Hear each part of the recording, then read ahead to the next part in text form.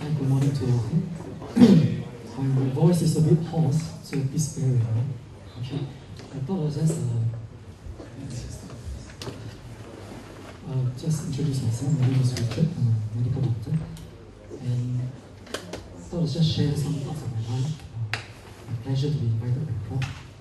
And hopefully we can do thinking about how as we pursue this department of training to become plastic surgeons, thinking about other things as well.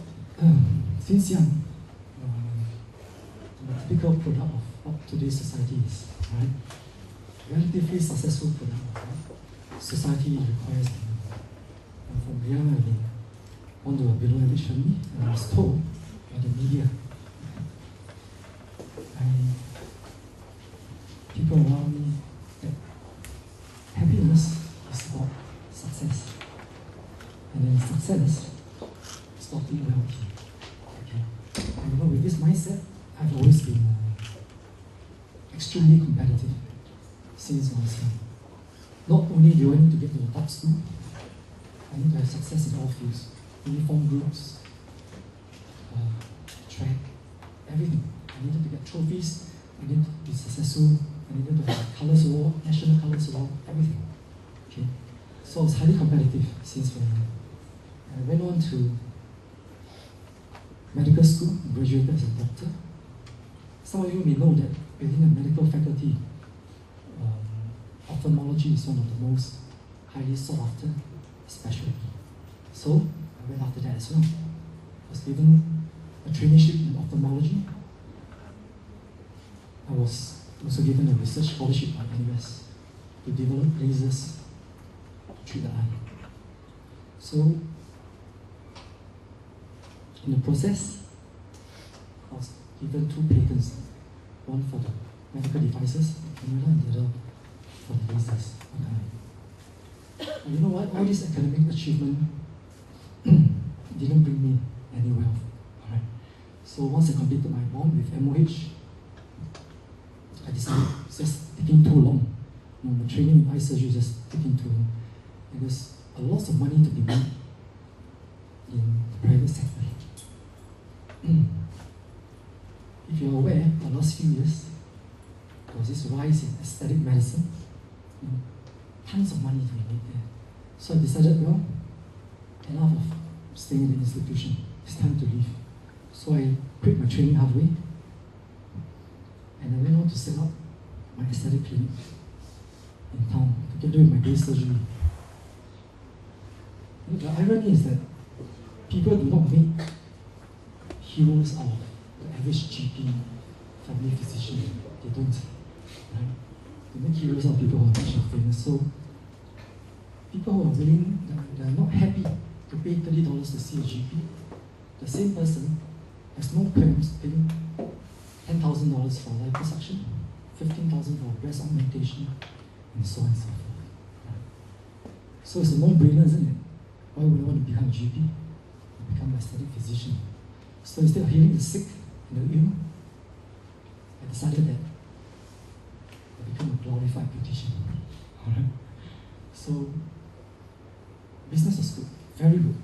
It started off just waiting time for 1 week, and became 3 weeks, then 1 month, then 2 months, then 3 months. I was overwhelmed. There's just too many patients. Vanity is a fantastic business. So I employed 1 doctor, I employed the 2nd doctor, the 3rd doctor, the 4th doctor. And within the first year, we were already raking in millions, right? Just the first year. But never is enough, because I was so obsessed with it. I started to expand into Indonesia. We get all the rich Indonesian high-ties, okay? Where they wouldn't blink an eye just to have a procedure done. So life was really good. So what do I do with this spare cash? How do I spend my weekends? Well, typically, I have car club gatherings. I take out my check car. Just spare cash about myself, check car. We have car club gatherings. I go up to Sabang in Malaysia. We go car racing. Okay, it was my life. With the other spare cash, what do? I get myself a Ferrari. Okay, at that time, the 458 wasn't out. It's just only a Spider convertible. Okay, 430. Next please. Next please. Next please. This is a friend of mine, my schoolmate. He's a forex trader, a banker. So he got the red one. He was putting it down for the red one. I was getting the green one. Okay. Okay, next. So what do you do next after you get a car? It's time to buy a house, to build our own bungalows. Okay, next. So we go around getting a GCB. We look for land to build our bungalows. We went around hunting. Next place. Okay. So how do I live my life? Well, beyond that, we have to mix around with the rich and famous, the beautiful. This is Miss Rachel Kamchi, is one of Miss Universe. Next place. Next place. So we hang around with the beautiful, the rich and famous. Okay. Next place. This, by the way, is Ed Severin, is the co-founder of Facebook. He's worth $2.6 billion. Alright? So that's how we spend our life. You know? We're dining in all the restaurant, Michelin chef, you know. So, I reached a point in life where I thought I had everything. So I arrived at the pinnacle of my career now. Next please. That's me, 1 year ago in the gym, okay? And I thought I was like, everything under control, and reaching the pinnacle of who I am. Well, I was wrong. I didn't have everything under control. About last year, March, I started to develop backache in the middle of nowhere. I thought maybe it's because of all the heavy squats I was doing, So I went to the SGH, saw my classmate, said, hey, can you do an MRI just to make sure it's not a slip disc or anything? And that evening, they called me out and said, hey, we found bone marrow replacement in your spine. I said, sorry, what does that mean? I mean, I know what it means. I couldn't accept it. I said, are you serious? I was still running around, I was still going to the gym, But we had more scans the next day, a PET scan, and positron electron scan, and I found that actually I had a stage 4 terminal lung cancer. I was like, whoa, where did that come from? It's already spread to the brain, to the spine, to the liver, to the adrenals.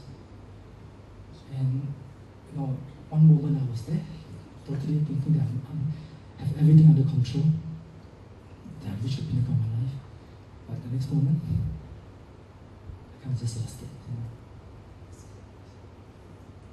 Next one, please. This is the CT scan of the lungs itself. If you look at it, every single dot there is a tumor. We call this miliaries or miliaries tumor. And in fact, I have tens of thousands of them in the lungs. So I was told, even with chemotherapy, that we have about 3 to 4 months at most. Did my life come crashing down? Of course it did. Who wouldn't? I went to depression, of course, severe depression. And I thought I had everything. See, the irony is that all these things that I had, all the success, trophies, my cars, my house and all, I thought that brought me happiness.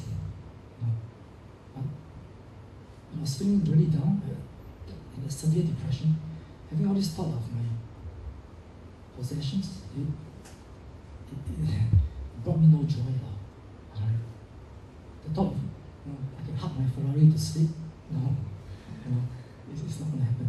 It brought not a single comfort during my last 10 months, having all these thoughts. And I thought they were true happiness, but it wasn't.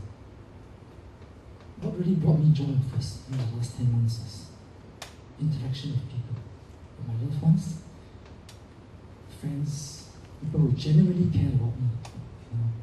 They laugh and cry with me. They are able to identify the pain and the suffering that I was going through. That brought joy to me. happiness. Not the objects that I have, not the possessions. And I thought those were supposed to bring me happiness, but it didn't.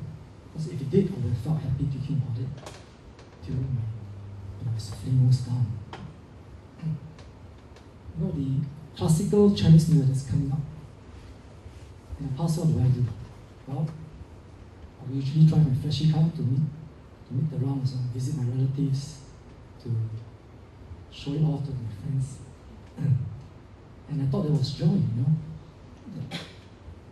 That was real joy, but do you really think that my relatives and friends, or some of them having difficulty trying to make ends meet, that they truly share the joy with me, seeing me driving my flashy car and showing off to them? No way. They won't be sharing joy with me. They'll be having problems making ends meet, taking public transport. In fact, I think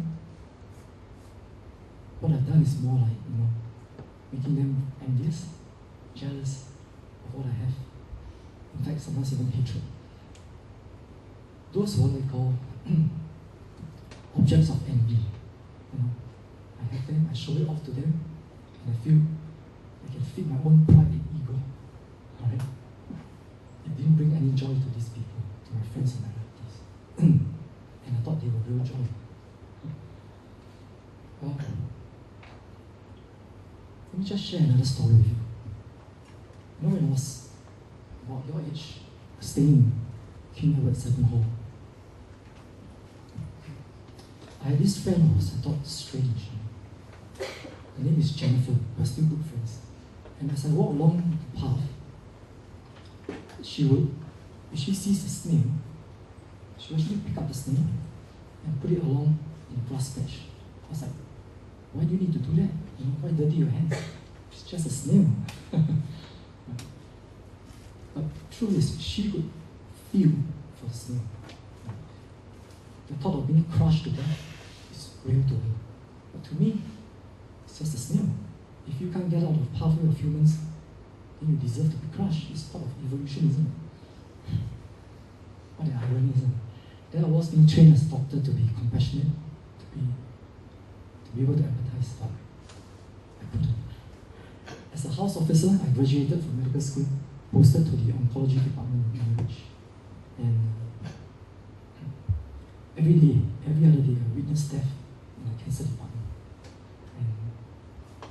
And you know, I see how they suffered, I see all the pain that they went through, I see all the morphine that they press every few minutes just to relieve the pain. I see them struggling with their oxygen, taking their last breath and all. But it was just a job.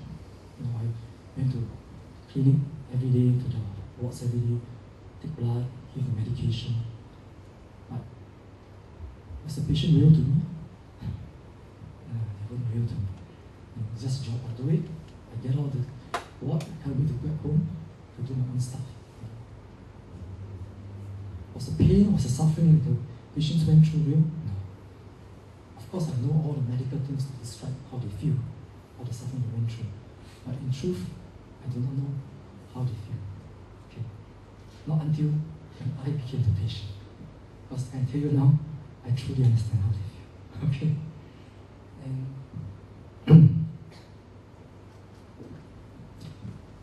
if you ask me, would I have been a very different doctor if I were to relive my life again? Now, okay, I can tell you yes, because I truly understand how the patient feels now, right? And sometimes, you know, I have to learn the hard way. Even as you start just your first year, you know, to become, you know, mark this journey to become dental surgeons, let me just challenge you on 2 fronts.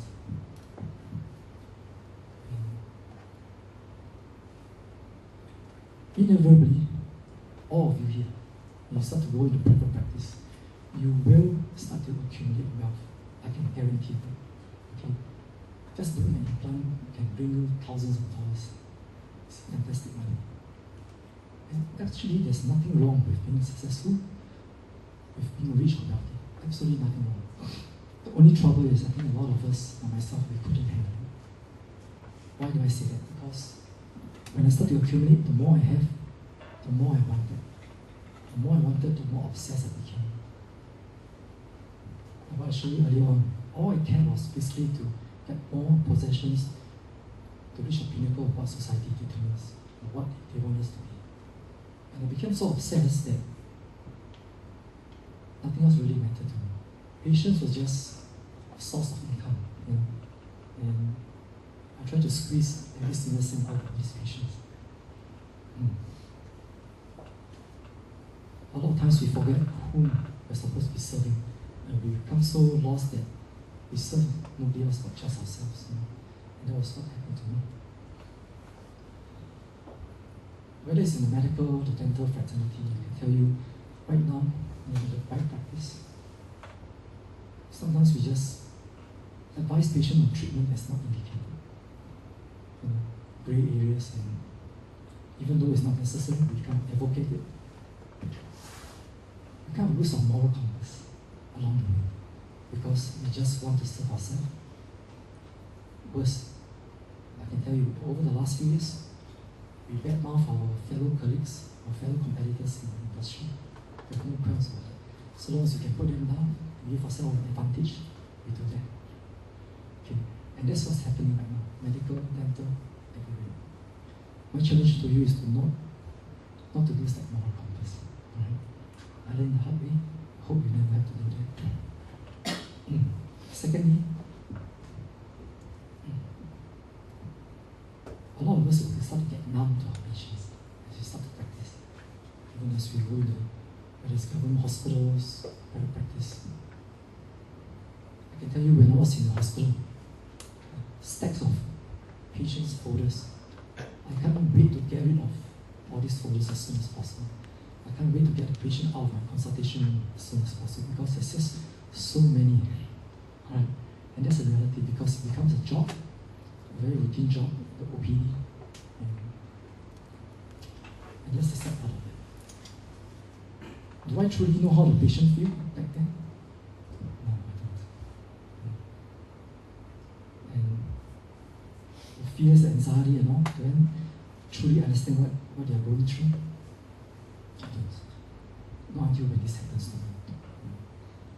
And I think that's one of the biggest flaws in our system because we're being trained as healthcare providers, professionals, and yet we don't know how exactly they feel. I'm not asking you to get involved emotionally. I'm doing this professionally, but do we actually make a real effort to understand what they're going through, the pain and all? Most of us won't. Right? I can assure you of that.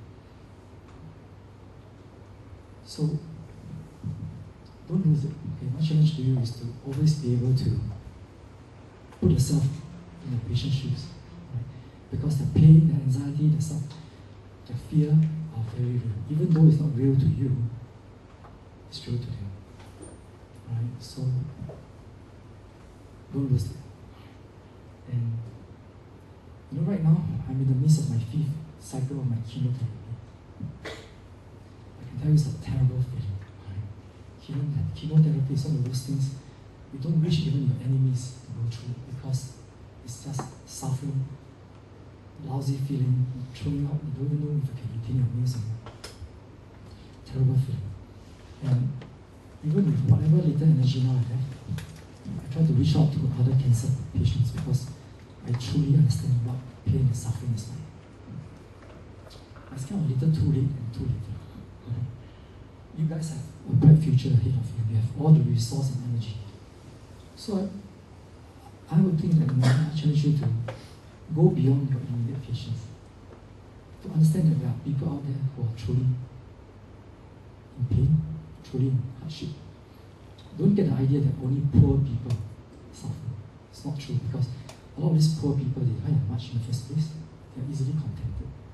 For all you know, they're happier than you and me. Okay?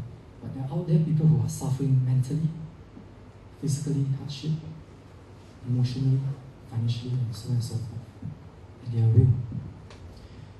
We choose to ignore them or we just don't want to know that they exist. So, do think about it. Alright? Even as you go on to become professionals and mental surgeons and all. That you can reach out to these people who are in need. And whatever you do can make a a large difference to them.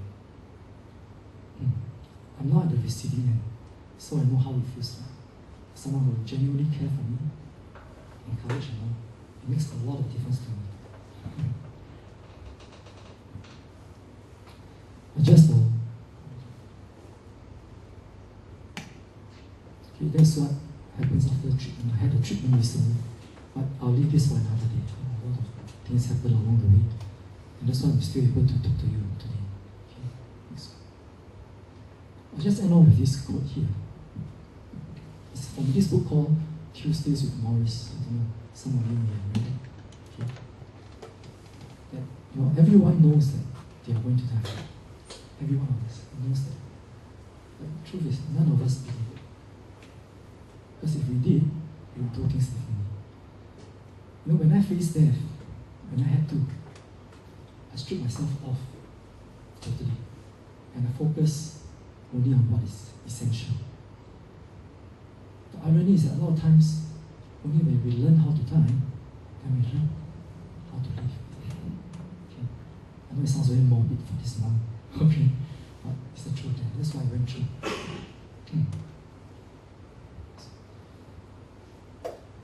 Don't let society tell you how to live. Don't let the media tell you what you're supposed to do. Okay, because that's what's happened to me. And I live this life thinking that all these things are going to bring me happiness. Okay. I hope that you will think about it and decide for yourself how you want to live your own life. Okay, not according to what other people tell you to do. And you have to decide whether you want to serve yourself or whether you want to make a difference in someone else's life. Right? Because true happiness won't come from serving yourself. I thought it was. Okay, but it didn't turn out that way. And with that, I thank you. If anything, any questions you have for me, please feel free.